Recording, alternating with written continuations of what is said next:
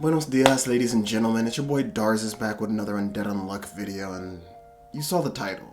I think chapter 152 really exemplified a large problem I've kind of noticed within Undead Unluck, and I know, it sounds weird being negative, and like I'm an Undead Unluck YouTuber basically, and I know I hate just, being negative about the series I love. However, I just truly have felt this, and if you listen to me explain what I'm feeling, I think you'll 100% agree with me, you'll resonate with my feelings, because you gotta talk about Yoshifumi Gotsuka's biggest problem with Undead Unluck.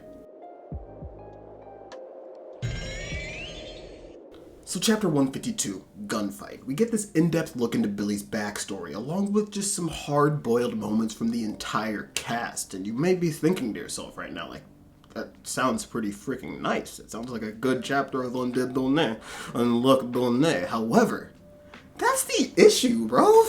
Like, I'm an Undead Unluck YouTuber. I want to bring y'all content every week, but not just like crappy content. I want to make some decent stuff. I want to, put some effort, some heart into what I'm making, and it's really hard.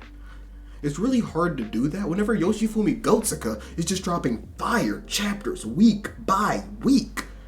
You feel me, y'all? Like, it's difficult. We get this crazy look at Billy, just this a really good personification of who he is, who we've known him to be throughout the entire series, and it makes sense why he has reached that point. In the same way that Victor reached the point of like his breaking point throughout living 99 loops, Billy reached that pretty quickly in his succinct amount of time on Earth, but it makes sense how he always reached that point with the tragedies which befell him. April Fools, y'all. Let's talk about the chapter. We open things up and Billy just gives a perfect example of that thing. This wager between him and Fuko is just a perfect example of who Billy is. Thinking that he can take on anything in the world. Like, I'm gonna put all the burdens on my back and take in all the evil just because I don't want anybody else to suffer. But, like, it doesn't make sense. Fuko even tries to tell him, this is kind of a dumb wager, but Billy's not the type of guy to back down. But Billy and Fuko agree on the terms, saying they're going to duke it out once they hear a coin hit the ground. Still seemingly an unfair thing for Fuko to be a part of. Fuko thinks and says, Billy doesn't have his ability yet like last loop. First we flash back to the same Buroja war. However, the tragedies have befell everybody in the worst way imaginable. Creed is just, left. The disc has already been stolen. However, his troops, his squadron are just left to die. Tella and Billy's whole team has just gotten blown up. However, it's just Tella, Untel, and Billy now at this point where he's about to manifest his ability. And it's interesting, I think, this whole moment.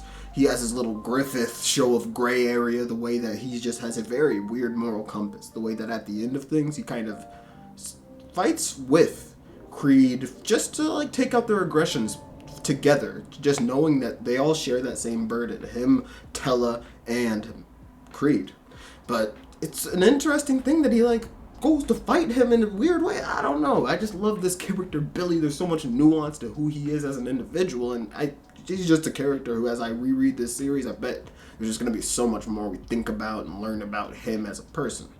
Nonetheless, we also get some updates to his abilities. Unbelievable was obviously just a fake. As I'd said, and many of us had believed, it was completely unbelievable. It was just an ability he had, which he was so cold at shooting. He could ricochet bullets off of anything to do whatever he wanted, that nobody would believe it. I would think that's an unbelievable too. Billy's hard-boiled. But this next moment was one of my favorite moments we've seen out of Billy the entire series. Getting the real story behind what happened whenever he joined the Union last loop. Whenever Jules pulled up on him at that gravesite. And as we figured out, it's the gravesite for his deceased wife and daughter. Two people who were lost in an accident.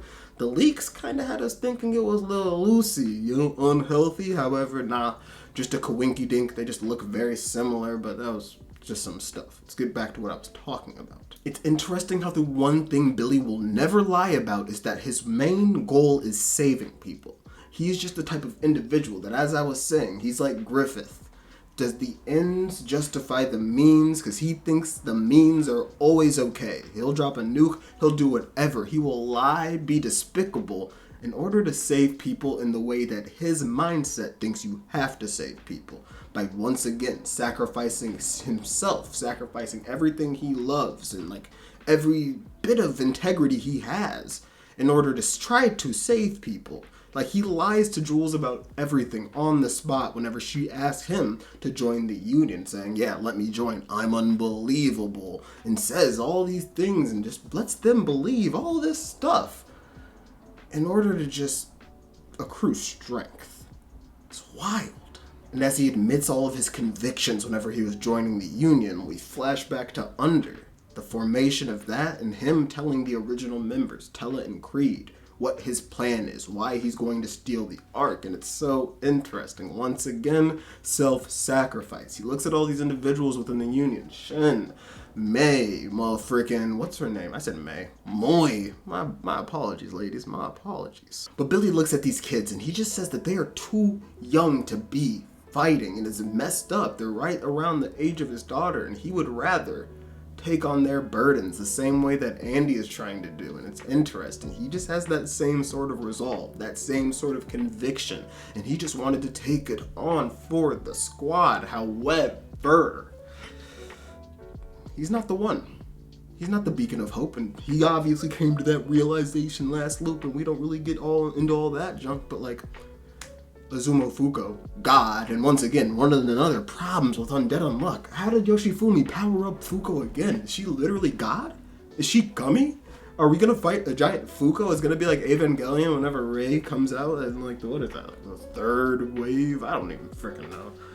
Anime's confusing. But as Billy looks at his locket, which reads, "We love you" in Braille, he thinks to himself, the strong will protect the weak and suffer in their stead. And that's how the world should work. The strong should bear it all. And then things will finally be fair. But Izumo Fuko is who establishes what fairness is. And you see this look of determination in our girl's eyes. And right here, she's so hard-boiled. Let me get back to it. She tells Billy that, no, your kindness, that's what's unfair. You are over here sacrificing yourself, thinking that the strong have to bear everything, whenever you could bear it all with us, with the gang, and we can all get this task done. And she starts to think, you know, the events of this war have already changed a lot, so why can't things change more? As she levels up, and as Billy, as we learn, levels up. So Fuko's bare feet touch the UFO, an object, and apparently she can transfer her unluck into objects even of this magnitude now. And another individual, Nico, you know our scientist lad, he always be in the laboratory, comfortable, booling, so he never got shoes on. And Shoeless touches the disc. When he touches disc, this starts, procs, whatever the hell, the unluck, sending disc, hurtling out of orbit, whatever the heck, just spiraling towards Nico, and this just starts a whole lot of hoopla. So Nico has already flipped the coin, but the disc is tilting. Billy is obviously at a large disadvantage, being somebody who only can, you know, see the world with 4 of the senses. He doesn't actually have sight. That was rude. And although he starts to worry about Tella, about his surroundings, Void uses unavoidable in order to make him sit down, sit straight. Get your mind back focused. You're in the middle of a duel, boy. And as Billy turns around to focus, the coin starts to descend towards the ground. All of the spectators leave as we are ready for an old-fashioned duel. And you know that our girl Fuko is hard-boiled because Billy sees the fear of God in his eyes as soon as the duel's about to start. He has a flashback to the last conversation he had with his wife and his daughter, and it's some sad stuff. Heading off to the war, Billy is saying his goodbyes, and he says, I'll be back soon. But it's weird, because his wife doesn't want him to be back soon. She says, it's okay, Billy, go get your work done. It's not that I don't want you to be here, but like, go do it. Go do your work. Go put on for the family. I love you and I trust you to do your job, so love me and trust me to do my job. Because Billy, you know, he wants to help out. He doesn't think it's fair that Veronica or Betty, I'm not reading the chapter right now, but his wife has to handle the house, has to handle the kid, has to do everything, but you gotta trust your allies. And then Billy, just thinking about Izumo, Fuko, wonders, how are you the GOAT? How do you trust your allies? How do you do everything? How is she just the hardest character in Shonen Jump other than Luffy? I love this woman. And as Billy's selfish ego is completely broken, unfair manifests. However, the conditions are different from the past. Although the previous condition called for being perceived as hostile, this time around, it's whenever Billy acknowledges one's strength. And as this dude didn't know, he just procced unfair, so he just gained undraw and unavoidable.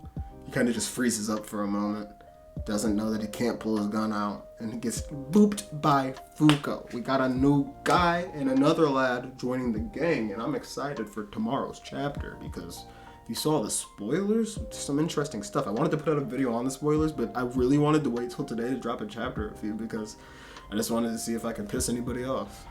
But I want to go make another video and I gotta edit this one before tomorrow, so sheesh. Hasta luego, mi amigos.